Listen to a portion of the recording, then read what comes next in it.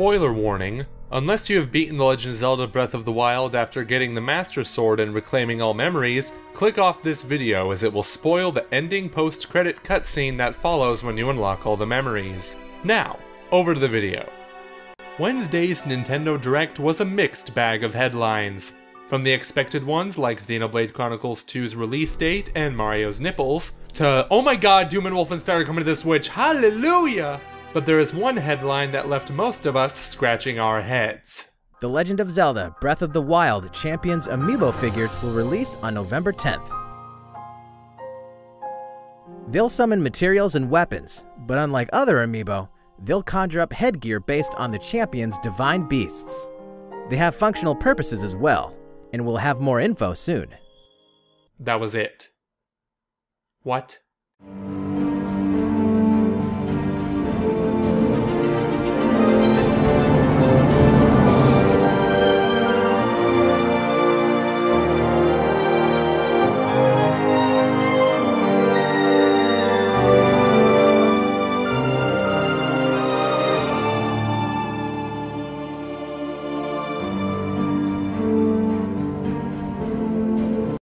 Out of all the things we expected to hear about from the Nintendo Direct, the Champions Ballad was thought to be a guarantee, and for the most part, we got some information, but not the kind we wanted. It was announced that the Champions Series Amiibo would be launching on November 10th, and that each one would unlock items specific to the character used. That, and you will get ancient technology headgear that resembles each champion's respective divine beast. And nothing else. Does that mean November 10th is the release date for the Champions Ballad? I don't even know. You would think that if this were the case, they would announce that the DLC is coming out the same day as the Amiibo, but Nintendo didn't even say that Breath of the Wild was coming out the same month as the Nintendo Switch until 2 months prior to its release. Speaking of that, we're 2 months prior to the launch of these Amiibo, but still nothing yet on the Champions Ballad's release date. Look, we're not angry that we still don't know when the Champions Ballad is coming out, but we are super confused at the reveal of the Amiibo's release date and nothing else. So what does this mean for the DLC Pack 2? Is it still set to come out in November or December and we're just not being told anything? It wouldn't be unlike Nintendo to keep secrets until close to the launch, which is easier to do since this is a DLC expansion and not a full game. However, there is also the possibility that we don't have a solid date yet, because Eiji Aonuma and his team don't know when or if it will be ready by this holiday season. In other words, it's possible the Champions Ballad could very well be delayed past its initial holiday 2017 release. Though, we thought the same thing when Nintendo wouldn't talk about the NX, now known as the Switch, for a while, and we ate our words for that.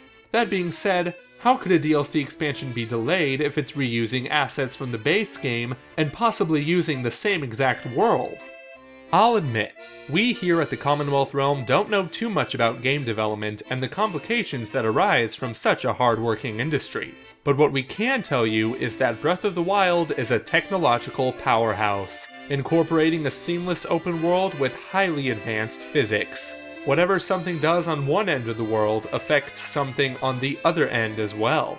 It is arguably Nintendo's most ambitious project to date, and reinvented the Zelda formula. Now, where does the Champions Ballad come into play in all this? For starters, the world of Hyrule will assumingly be different than it was in Breath of the Wild. Calamity Ganon is gone, his monsters may also be slain, and the people of the land have regained hope now that their beloved Princess Zelda has returned. This will require reinventing Hyrule, not reshaping the land per se, but changes will have to be made within the population and maybe some building structures in order to play off that this is a post-Calamity Ganon Hyrule, assuming they're going for non-linear storytelling as opposed to linear.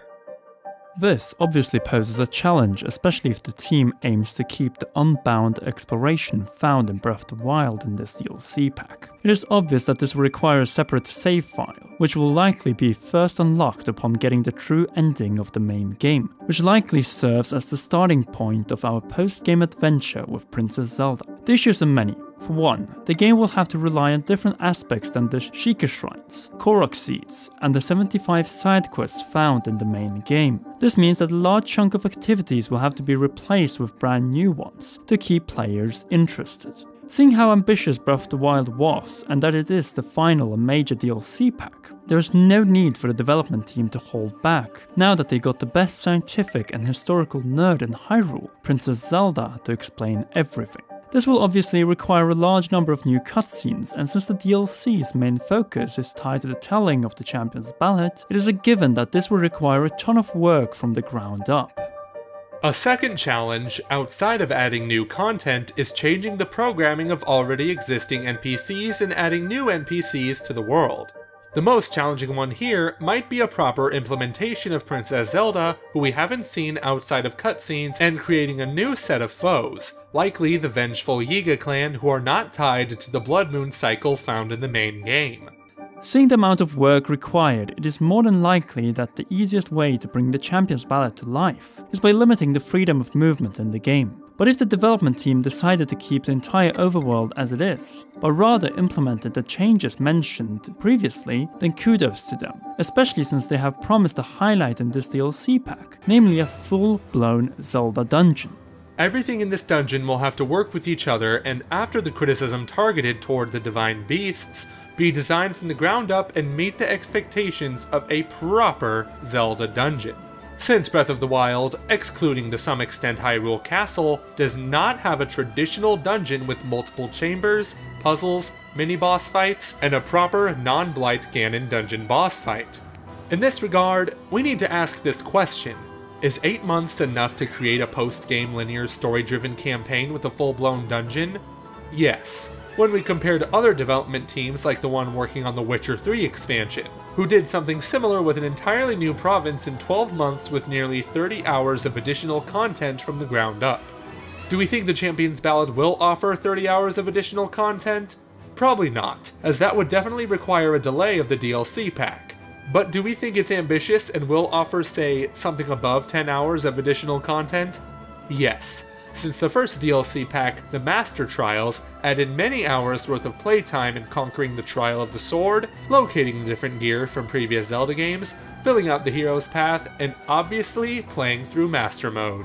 In the press release of the Master Trials, Tominaga-san, the director of the expansion pass, stated that they were in June working very hard to deliver DLC Pack 2, The Champions Ballad, this holiday. So, what do you think? Will the development team make it in time until November 10th, or the end of the year as promised? Or will we see another Breath of the Wild delay, this time for the DLC? Sound off in the comments section below.